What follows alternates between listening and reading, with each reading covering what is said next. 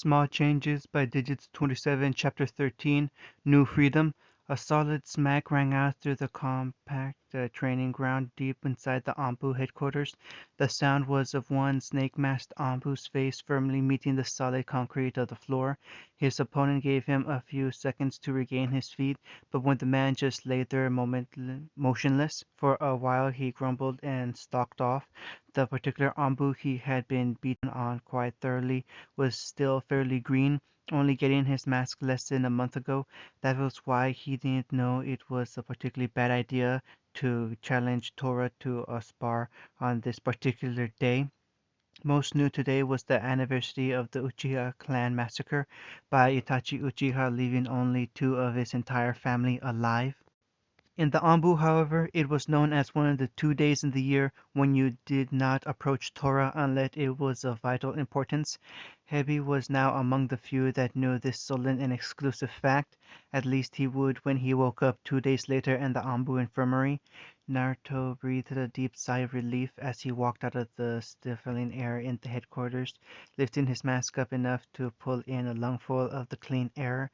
He disliked the building immensely. Despite all the duties he had there, due to his status as an Ambu captain, it had a much too auxiliary feel to it, all slate gray walls and simple desks for the various administration staff to work off of. Naruto had his own desk in the building, but it had remained untouched from the first day he had been made captain, much preferring his private study in his office for that kind of work. Some of the tension he had been feeling today had been burnt off in his brief spar with the new Ombu who had been cocky enough to challenge the captain. However, he still felt slightly worked up. It couldn't be helped on a day that brought up so many bad memories. Pushing that to the side, he allowed a small grin to alight his face momentarily.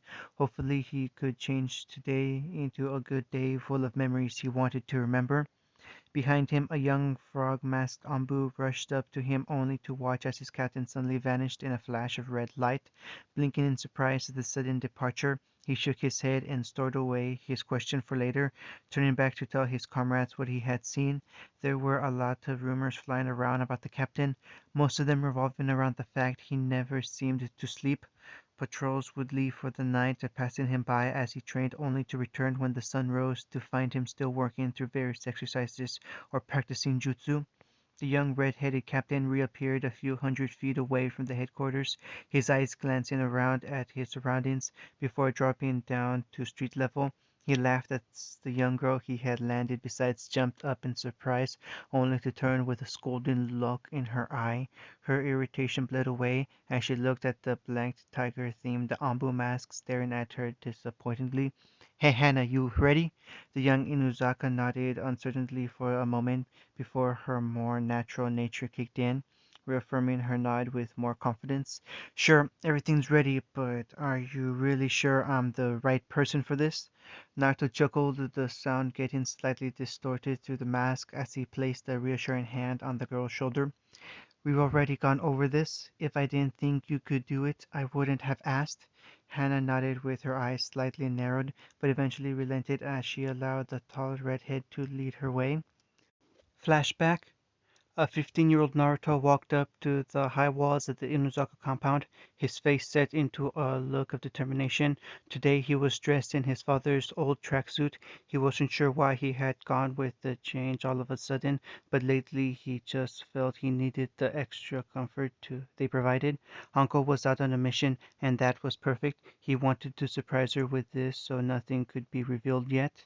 It was strange to knock on a door for a change. Usually as an Ombu he had unrestricted access to everywhere in the village, and as a captain that included the clan compounds. However, today he was a civilian and had to wait a moment before the large doors opened up for him, a gruff but kindly-looking Inuzaka woman staring at him oddly. After a short but informative conversation, she gave him directions and he walked through the grounds of the dog-loving clan. He marveled as he saw dogs as large as wolves bounding through the open space, happily following their partners. He had worked with a fair few Inuzakas and always appreciated their natural instincts for companionship and loyalty. Their incredible heightened senses made them second only to the Hugo for trekking missions. There was also the fact he respected them immensely for being in such good control of their more bestial nature. It was something he could emphasize with.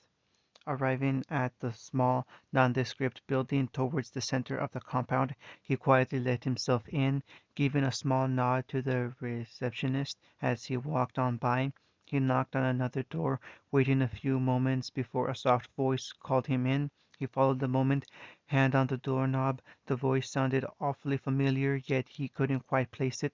The reason because evident as he walked in to place a fleeting glimpse of long brown hair pulled up into a professional ponytail. Both teens stood there a moment, staring into the other's face with furrowed brows. Naruto, resilient Resiliation dawned on the redhead's face as memories of the girl in his academy class rushed back. Hannah, you're the Inuzaka head vet? The girl gained a slightly smug look as she put down the book she had been skimming through. That's right. So you're the guy that pulled up a sudden meeting out of the blue. What do you need, Naruto? The redhead shook his head for a moment before getting back on track. A more composed expression replaced the one of surprise. Yeah, I actually came here for a rather unusual request. He pulled out a small scroll, unfurling it before handing it over. Do you think you can manage this? Hannah quickly looked over the contents of the scroll, her eyebrows rising further into her hairline with each line she read. I suppose something like this would be possible.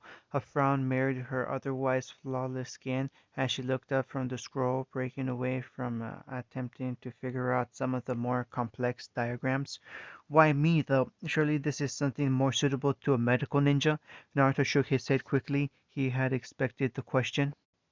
No, the chakra control needs to be perfect. There can be no mistakes. He sighed lightly, gaze drifting up to stare blankly at the cream wall behind her head. Honestly, if Tsunade of the Stallion were in the village, I would have gone to her, but as it is, you are probably the most qualified person in the village.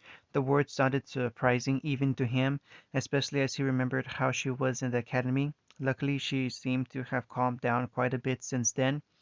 You're used to working with many different species of animals. That means your chakra is attuned to be ready for a sudden change depending on circumstances.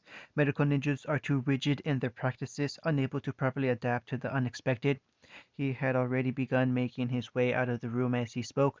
And trust me, if you choose to do this, you'll be facing a lot of that.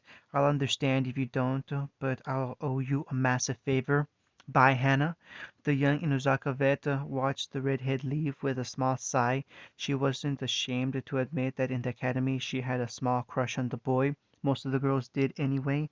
Now, with time only adding height and muscle as well as shaping his face into something that would have most women drooling, she found herself reverting to that time.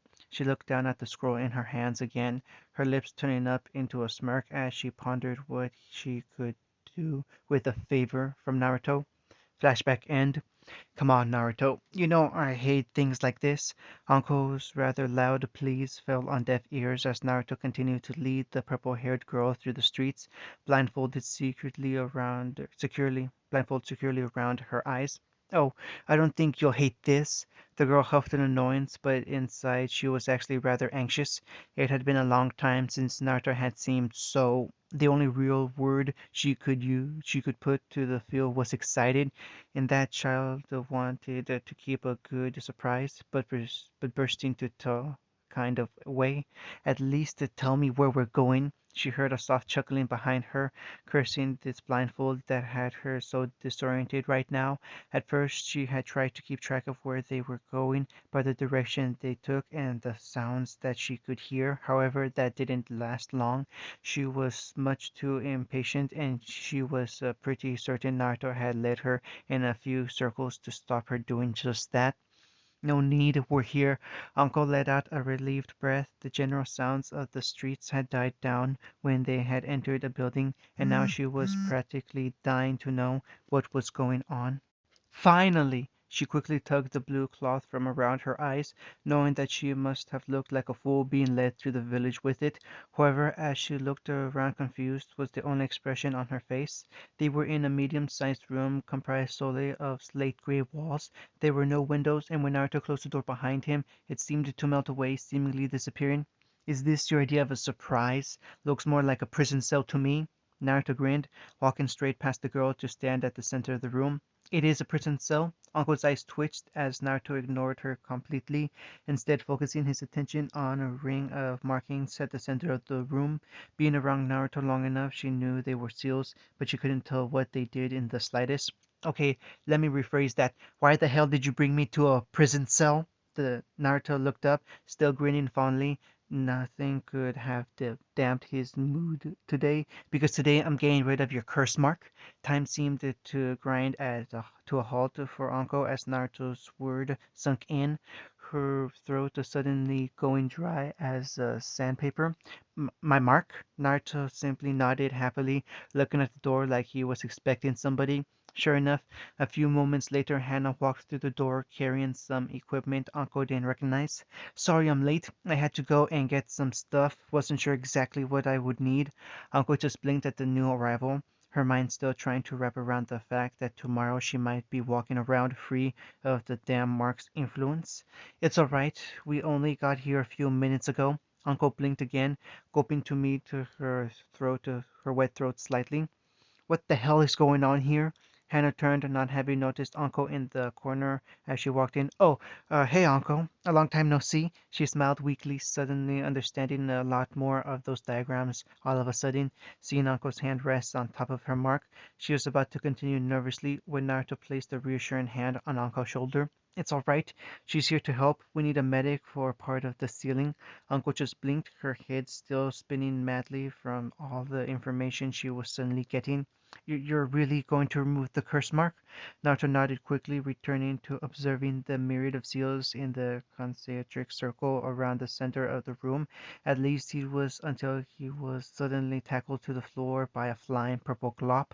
After taking 5 minutes to prise Uncle out of her bear-like hug and another 3 minutes to wait for Hannah to stop laughing, Uncle was finally lying down in the center of the seals.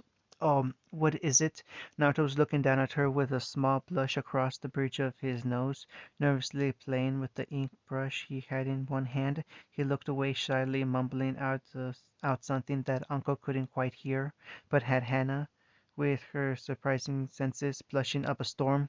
"What was that?" Naruto's blush only increased as he turned around, still flipping the brush between his fingers. "I need you to take your shirt off." His voice was barely a whisper, but Uncle heard him loud and clear, her eyes going wide as her mouth twitched open. However, before Naruto could apologize, she was sitting up straight, struggling to pull her long navy t-shirt over her head. Naruto just watched in surprise until he remembered what she was doing and looked away in embarrassment.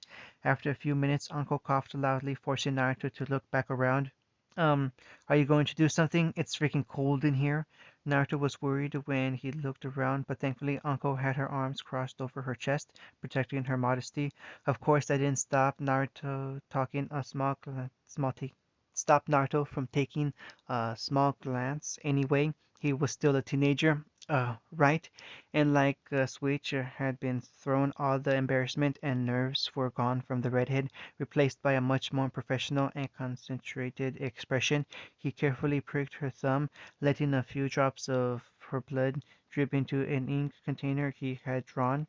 Next, he delicately and slowly began to trace out numerous kanji and seals across her upper body, centered around the mark on her shoulder, but never touching it.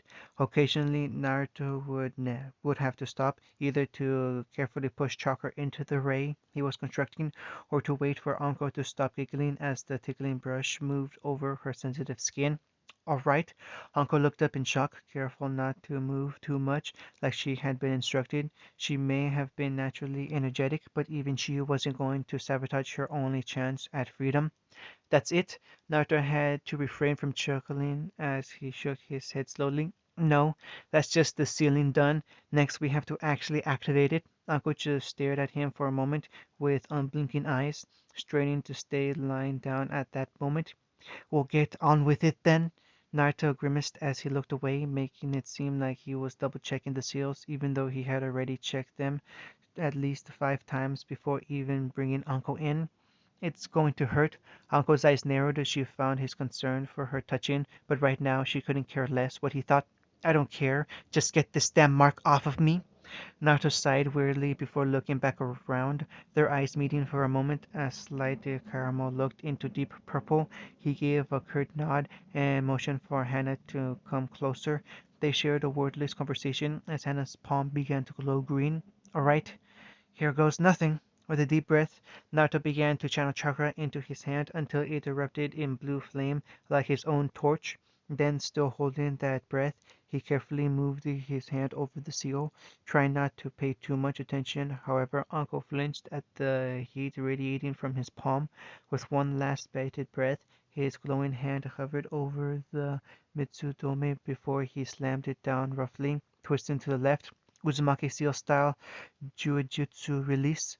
Uncle immediately screamed out in pain as the mark began to pulse a dangerous orange. However, when it tried to expand outwards, the ceiling array Naruto had drawn began to collapse on it, spiraling in the direction Naruto twitched his hand, condensing fist around the mark before slowly melding with it. Uncle's pained breath grew shallower the more the mark was submerged by the newer seal. Even so, Naruto's concentration never wavered, as did Hana's. A constant flow of chakra, both directive and healing, entered her system, fighting the curse mark while dipping its existence out of her body. Suddenly, Uncle's scream started anew, her body arching up in uncontrollable pain as the mark burned a deep and sickling orange, pulsing dangerously.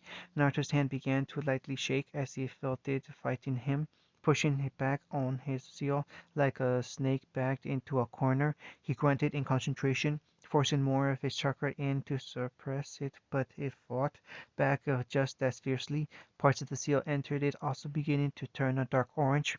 Damn it! Naruto's hand was shaking much more uncontrollably now, his connection to Uncle strenuous at best. Quickly as he could, he channeled a small amount of chakra into his right hand, his index finger lighting up in the same blue flame. In practiced motion, he began to draw directly into the air. A small wavering line of blue light followed in the wake of his fingers. When he was done, he seemingly grabbed the floating mass of kanji and intricate lines of out of the air, slammed it down out of a nearby scroll where it imprinted onto the paper line a burn. Just swiftly he repeated the process, drawing a thin line between the new scroll and the curse mark. The effect was immediate. The seal stopped fighting back as all the sickly orange light began to seep out, traveling up the faint blue line in the air before massing in the scroll. Once again, Uncle's scream died down into a muted whimper. Her eyes, however, were wide open, staring straight up at the ceiling. Soon enough, though, her eyelids began to drop as a soft, soothing sensation overtook her entire body like a balm to her aching form. A few minutes later, although it seemed significant longer, all of the orange light had been transferred to the scroll, and Naruto was finally able to pull his hand away. He winced as he felt the chakra burns on his palm, knowing it was a small sacrifice in the long run. His hand would be working again by tomorrow as it always was. Hannah took that as her cue to pull her own hand away, but not before quickly running a small diagnostic sweep across the unconscious girl's body. Naruto didn't get to ask her what she found as she gave him a small smile before passing out from chakra exhaustion. Uncle groggily blinked, her eyes open, groaning in annoyance as light streamed through the partially open curtains, hit her in the eyes like a mallet. In response, she flipped over. Unfortunately, there was something resting on the side of her bed, what she managed to send crashing to the floor. A loud grunt of pain was swiftly ignored as Uncle tried to stretch out the morning, basking in the strange, almost unsettling peace that she had this morning. Suddenly, and without warning, she shot up into a sitting position, her eyes open wide as she realized she couldn't remember what happened last night. That alone was strange. Normally, her ever-present nightmares were incredibly vivid, as she would remember them long into the morning before suppressing them with the rest of her pained expressions. Suddenly, the flashback to unparalleled pain crossed her mind, quickly replaced by two orbs of purple filled with caring and concern. She blinked as she realized they weren't in her head, and there were really two eyes looking into her own. Ah! She she flew backwards in shock, crashing her head painfully into the headboard before letting it drop forward with a pained moan. Uncle, are you all right? She looked up, leerily looking at Naruto properly, and realized she was probably the thing she displayed earlier. Naruto, what's going on? What did I drink last night? A warm expression overcame Naruto's features as he settled back down on the corner of her bed. You don't remember? Uncle shook her head with a small frown, before suddenly images assaulted her mind of seals in pain and a desperate voice crying out in agony that sounded familiar and loathed. She gripped her head in concentration before suddenly looking up with wide eyes, her hand grasping the spot over her neck. She couldn't believe it. There was no constant dull ache, no throb of pain even she thought about him, and the slight whispering that was so quiet she almost couldn't hear it was gone. Anticipating this, Naruto quickly handed her a small hand mirror, which she gladly accepted to look at her shoulder. With no small amount of awe in her eye, she lightly traced the slightly lightened skin where the Mitsutome that had haunted her waking life since that day had been. All there was now was a patch of slightly light skin in the same vague shape, but even that would fade in time. For the first time in 3 years she was completely free of him. Naruto didn't know what hit him as Uncle suddenly launched herself off the bed, wrapping her arms around his neck and tackling him to the ground. She was laughing, tears streaming from her eyes out of happiness as she refused to let Naruto go. In turn, the redhead accepted it, a warm smile on his face as he also wrapped his arms around the sniffling girl. Finally, after a warm and comforting moment for the both of them, Uncle sat up, wiping away the last of her tears with the back of her hands. Thank you, Naruto. The Namikaze went to reply as he turned his head only to spot the compromising position they were both in. Uncle was straddling his waist, supporting her body with hands either side of his head as she looked down on him, a little smile on her still slightly tired face. All at that moment, Uncle seemed to realize her position as well, blinking once in surprise as she looked down, their eyes connecting. It was like some strange attractive force that neither really tried to fight against as Uncle's face slowly moved down as Naruto leaned up. Neither blinked, too lost in the other's eyes to want to tear their gaze away for even a moment. Naruto felt the heat rush through his chest, warming his body as he saw Uncle nervously wet her lips. Their faces only inches apart, he could feel her slightly minty breath tickle his neck, and the bangs on either side of her face lightly brush his skin. Hey Naruto, did you want to? Both teens suddenly shot around so fast they swore they got whiplash. Hannah was standing in the doorway holding a small glass of water, her eyes wide as she stared at the scene before a grin broke out over her face. Oh, I didn't realize I was interrupting. She giggled lightly as she backed out the door, enjoying the bright red complexion the two shinobi had gained. As you were? Uncle scowled in her direction before a light cough caught her attention. Um, Naruto was nervously looking at his left, a light smatter of red across the bridge of his nose as Uncle realized she was still on top of him. In her own flash of purple, she was standing up, gently rubbing the back of her head in embarrassment, also unable to meet his gaze. Oh, right, sorry. Naruto quickly turned his head out in front of him, waving almost frantically. No, I mean, it was me and He let his hands fall limply to his sides as his head dropped pathetically, almost comically, if the two weren't so incredibly nervous and confused right now. Suddenly he felt a hand lightly tug on his chin, pulling his face up so that their eyes met again. There was still nervousness in her caramel orbs, but there was something else. Anticipation. It was. I mean, if you're okay with it. Despite her best efforts at making her voice strong, it came out quiet and meek. This was all very new for the both of them, except in the same way it had made so much sense. Acting on that instinct, Naruto did the only thing that came to mind. He leaned forward swiftly and stole a kiss. It was hurried and uncoordinated, her lips only finding a comforting rhythm after a few seconds, but both of them were suddenly lost to a whole new sensation of joy as they took that brief time exploring the other's mouth. They parted with panting breaths, smiles adorning both of their faces and a thin trail of saliva running between their lips. They didn't waste much time breathing, though, before they launched back into each other's arms. Naruto moved with a bit too much force and ended up pushing Uncle back a little, causing her to stumble.